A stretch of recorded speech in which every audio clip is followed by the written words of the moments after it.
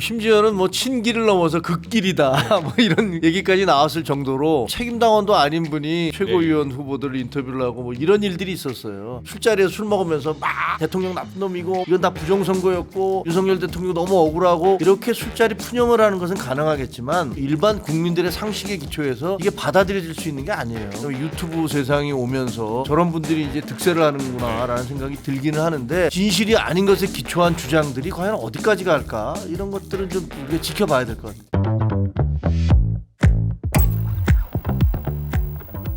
이런 상황이 되다 보니까 사실 친한계 내부에서도 좀 고민이 많으실 것 같습니다. 사실 뭐 언론에서의 관측도 뭐 분당론 얘기도 나오긴 하는데 실제로 좀 여론은 좀 어떠신가요? 아니 분당은요. 그러니까 지금 당이 지금 장동혁 대표가 됐다고 그래서 이게 그 국민의힘이 장동혁 저 대표의 사당이 아니잖아요. 네.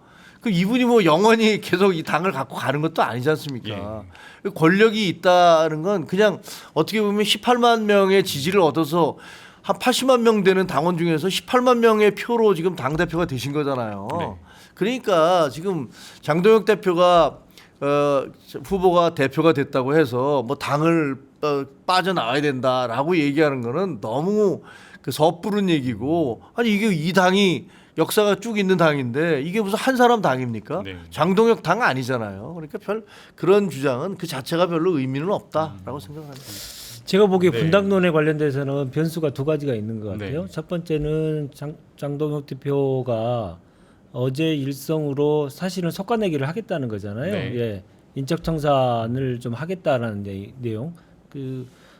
당론에 위배되는 행동을 계속 할 경우 네. 결단을 하겠다 계속 얘기를 했어요. 그러니까 취임 첫날에 이렇게 얘기하는 당 대표 거의 없거든요. 네. 취임 첫날에는 이제 선거 끝났으니까 우리 다 같이 함께 용광로로 만들어서 당을 또 통합하고 단합해서 우리 잘해봅시다 이런 얘기를 그렇죠. 하는 거지. 네. 첫날부터 나 누구랑은 함께 가지 못할 거야 이런 얘기를 하는 당 대표는 없거든요. 네.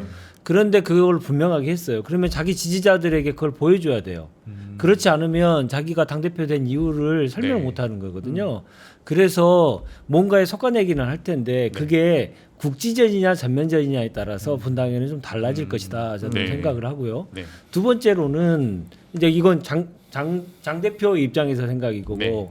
반대편에 있는 분의 입장에 생각해 보면 아무리 우리가 힘들어도 내년 지방선거까지만 참자. 그리고 나면 변화가 좀 있겠지라고 판단해서 네. 참자주의가 더 많은 수를 차지하게 되면 참으실 거고 아니다. 선거 때 우리 다 앉아서 이대로 죽을 수 없다.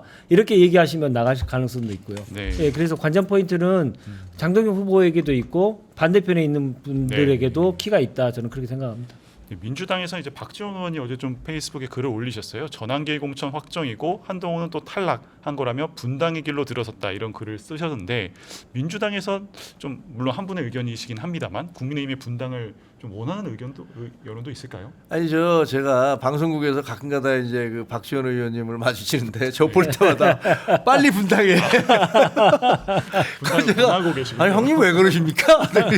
옛날부터 알았으니까. 그래서 제가 청와대 출입기자 할 때 그분이 비서실장이셨거든요. 그래서 좀 잘 아는데 보기만 하면 분당 이게 민주당으로서는 제일 원하는 패죠. 뭐 네. 어떻게 보면 이제 그 정통 보수 당이 이렇게 찢어져 나가서 그러면 이제 분열되니까 네. 그러면 경쟁 상대가 되지 않을 테니까 원하시는 것 같은데 그렇게 쉽지 않습니다. 물론 다 가정의 이야기이긴 합니다만 분당이 됐을 때는 사실 조국혁신당에서 현재 이제 3당의 지위를 가지고 있는데 네. 만약에 이게 107석의 국민의힘이 분열될 경우에는 네. 그 제4당으로 갈 수 있는 상황도 될 텐데 뭐 이런 구도로 봤을 때 조국혁신당에서의 입장은 좀 어떠실까요? 저희 당 입장에서는 3당이 되느냐 4당이 되느냐가 중요한 건 아니고요. 네. 보수가 이제 사라지고 극우가 득세하는 이런 상황에 정치가 제대로 되겠습니까? 그래서 건강한 보수와 함께 정치를 할 수 있다면 그게 더 좋은 일 아닐까 싶고요. 네.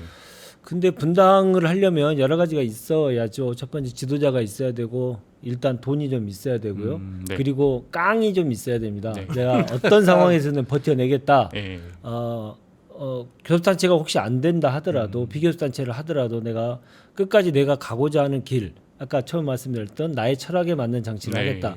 이런 깡이 좀 있어야 되는데 그런 분이 참 많이 보이지가 않는 게 사실입니다. 네. 그래서 분당의 가능성은 저는 낮게 봅니다만은 예. 분당이 된다고 해서 그게 꼭 나쁜 것은 아니다. 보수가 제대로 다시 탈바꿈하는 계기 그리고 극우가 사라지는 문화, 정치 문화를 만드는데 큰 기폭제가 될 것 같아서 좋은 일이다 생각합니다.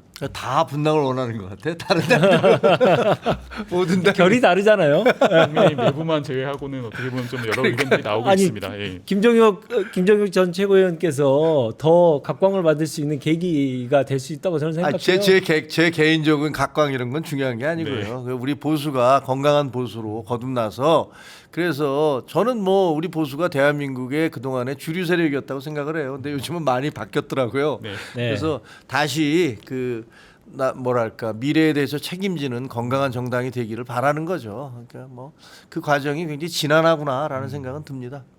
사실 이번 전당대회에서 누구보다 주목받았던 인물이 바로 전한길 씨입니다. 그렇죠. 그 이른바 사실 아스팔트 보수라고 불리는 그 세력의 어떻게 보면 중심 역할을 사실 하다시피 한 이번에 네, 막 맞습니다. 후보들 인터뷰도 하고 뭐 여러 가지 하면서 굉장히 주도권을 쥐고 갔는데 이러한 장동혁 대표가 선출되는 결과로서 앞으로 전한길 씨 입지는 좀 어떻게 될까요?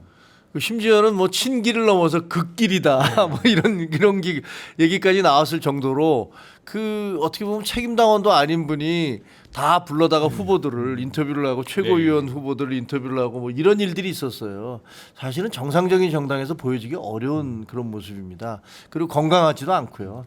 그런데 지금도 이제 전한길 씨는 계속 그 강성 발언들을 거듭하고 있죠. 내 뒤에는 윤석열과 김건희가 있다라고 얘기하면서 이분이 얘기하는 윤호개인이 뭔지를 잘 모르겠어요. 그러니까 이분 주장은 선거는 부정선거였고 그다음에 윤석열 대통령은 계엄을 한 것은 국민들을 깨우치기 위한 계몽령이었던 거고 그러니까 오히려 그건 잘한 것이고 잘못한 것이 아니다.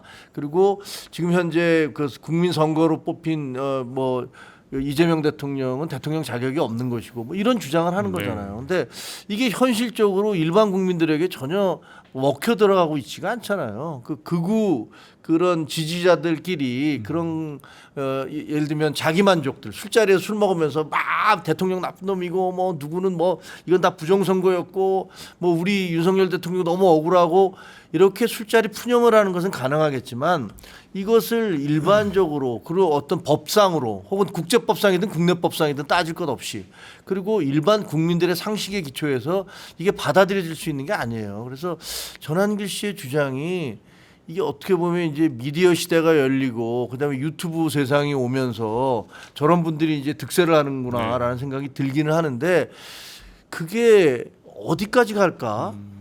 진실이 아닌 것에 기초한 주장들이 과연 어디까지 갈까? 이런 것들은 좀 우리가 지켜봐야 될 것 같아요. 네. 아까 말씀드렸던 신임 장 대표가 네. 당의 기강을 얘기했잖아요. 근데 그것조차도 웃음거리가 돼버렸지 않습니까? 왜냐하면 전당대회 기간 동안에 당의 기강을 바로 세웠으면 전환기를 내칠 수 있는 계기가 여러 차례 있지 않습니까? 대구 당원대회에서 난동을 부릴 때 바로 징계를 했다든가 아니면 말씀하셨듯이 책임당원도 아닌데 당대표 후보들을 불러 모으는 이러한 문제에 대해서는 네. 당이 단호하고 원칙적인 모습을 보였다면 전환길의 영향력은 차단할 수 있었을 것이에요. 네, 네. 그러면 이제 국민의힘이 훨씬 더 건강한 모습으로 지금보다는 훨씬 더 좋은 모습으로 국민들께 전당대회 모습을 보여주셨을 텐데 그걸 모두가 다 포기해버린 거예요. 발로 차버린 거예요. 네. 그렇기 때문에 그 당의 기강을 세우겠다는 말이 사실은 말이 안 되는 예. 얘기다. 그래서 전환길의 당이다라고 하는 비아냥 네. 이거는 한 번 정당의 그런 그 잘못된 이미지가 더 씌워지면 벗어내는데 상당한 시간이 걸리는데 그렇죠. 예. 많은 분들께서 우리 김종혁 최고위원처럼 건강한 보수의 생각을 갖고 계신 분들이 너무나 많은 지난한 싸움을 하실 것 같아서 네. 좀 걱정이 앞섭니다. 사실 장 대표가 이제 지난 TV 토론에서 이제 선택지를 주고 이제 한동훈 대표나 전한길 씨 누구를 공천하겠냐 이거에 대해서 전환기 씨를 답을 하면서 굉장히 좀 화제가 됐었는데 이런 상황이 됐으면 정말 내년에 있을 지방선거나 보궐 때 공천을 줄 수 있는 상황도 되지 않을까요? 어떻게 글쎄요. 그러니까 뭐 지금 우스갯소리로 이제요. 그러면 이제 지명직 최고위원 전환길 씨 주면 되겠네.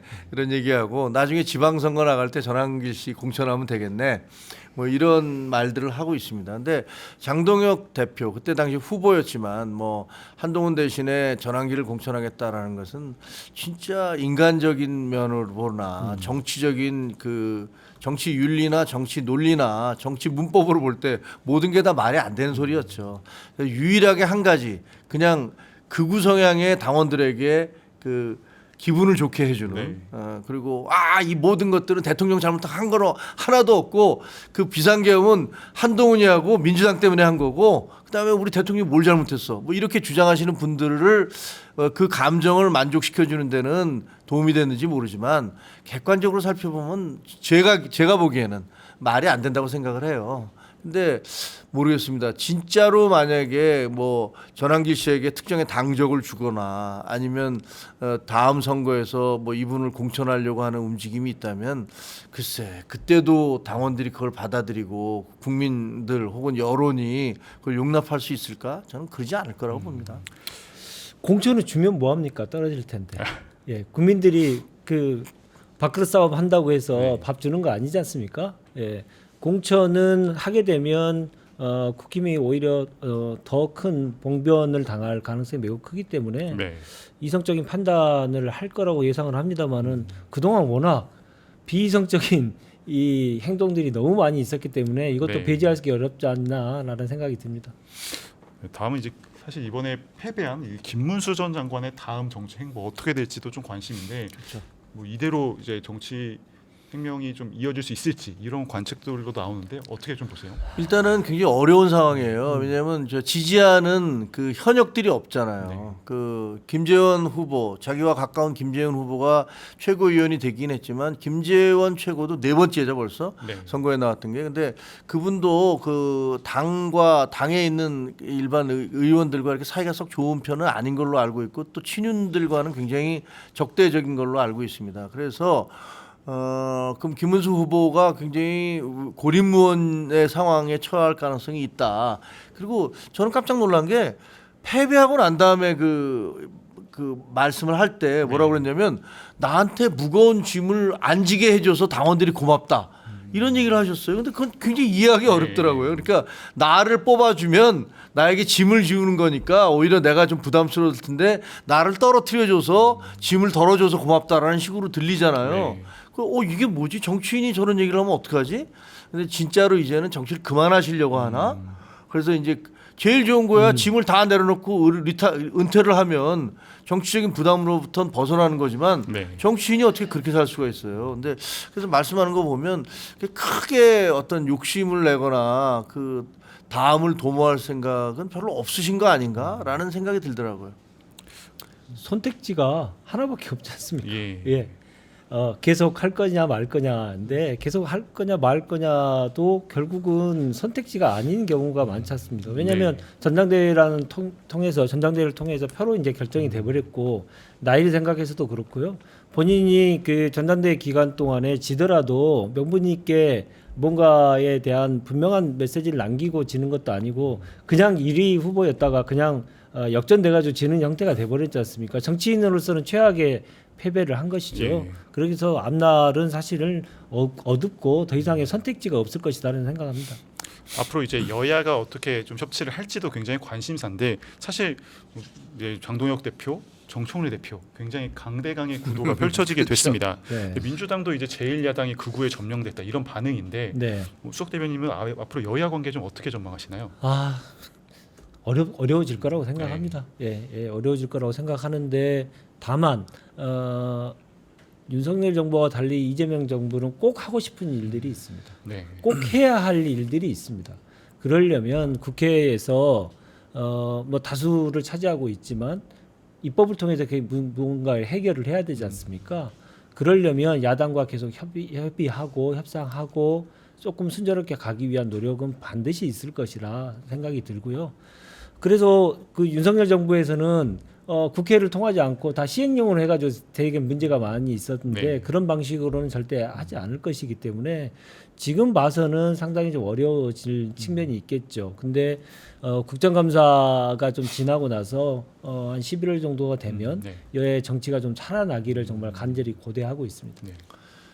그게 좀 이상한 상황이 펼쳐지고 있어요. 예를 들면 저희가 그 여당일 때 네. 한동훈 대표가 대표일 때 그 윤석열 대통령이 용산에 있을 때 어떤 상황이었냐면 우리 당에서 저 그때 최고위원이었는데 우리 당에서는 야 민주당하고 대화를 해야 된다. 그래서 의정 갈등이나 이런 것도 민주당과 함께 얘기를 해야 된다. 그리고 여러 가지 정책 현안에 대해서 어쨌든 거기가 다수당이고 여야 관계를 위해서라도 우리가 대화와 협상에 나서야 된다는 입장이었고 대통령은 못하겠다라는 거였거든요. 대통령은 국회 개원하는 날도 안 왔어요. 네, 맞습니다. 그 저희 쪽에서 아니 개원하는 건 국민을 상대로 하는 거지 무슨 여야가 의원들 상대로 하는 거 아니지 않느냐 한 데도 안 오셨어. 그래서 대통령이 계속 그 대화 야당과 대화를 안 하겠다 이런 입장이고 그 당에서는 집권당에서는 야당과 대화를 해야 된다는 입장이었는데 지금 이제 정반대가 됐잖아요. 대통령은 이재명 대통령 쪽에서는 야당과도 대화를 해야죠 이러고 있는데 정청래 당 대표가 사람하고 악수하는 거지 뭐 이러면서 안 하겠다는 입장이에요. 네. 그래서 굉장히 재미있는 상황이 지금 전개되고 있는 것 같아요. 근데 결과적으로는 뭐 대통령의 입장에서 예를 들어서 대통령이 여야 대표들을 다 불러서 같이 식사를 하자거나 그러면 거기서도 악수 안 할 겁니까? 그래서 글쎄 민주당도 저렇게 정청래식의 어떤 강경 일변도로 갈 수 있을까? 그건 저는 뭐 좀 쉽지 않을 것이다라고 생각을 합니다. 이제 국힘 전당대회가 끝났기 때문에 네. 좀 달라질 가능성이 매우 크죠. 모멘텀이 생겼지 않습니까? 예. 그리고 정청래 대표가 그렇게 하는 이유가 있잖아요. 정상적인 정당의 모습으로 탈바꿈하기 위한 노력이 아니고 극으로 오히려 치닫고 국민들로부터 외면받는 길로 계속 가면서 대한민국을 극우의 정당을 출현시키는 그런 전당대회를 계속 가고 있기 때문에 헌법을 지키는 차원 그리고 국민이 비상계엄 내란을 반대했던 것을 받아 안고 정치를 해야 될 민주당 입장에서는 그럴 가능성도 있었던 거죠. 네. 그럴 이유도 있었던 것인데 이제